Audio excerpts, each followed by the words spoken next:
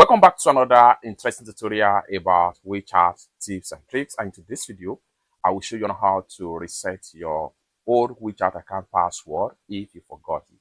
Let me show you how. The very first thing you want to do is to go ahead and open up your WeChat app.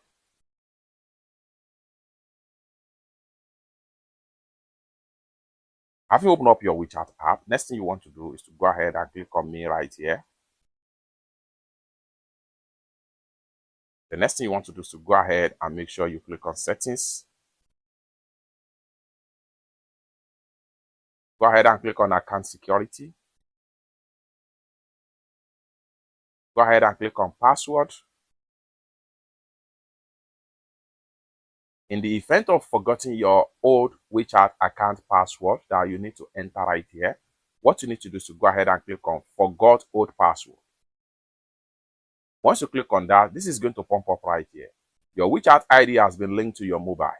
You can reset your WeChat password via an SMS verification code.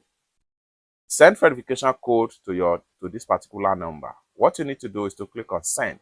Once you click on send, WeChat is going to send you a verification code to your WeChat account number. Once you receive the verification code, enter the code instantly and then reset your new password.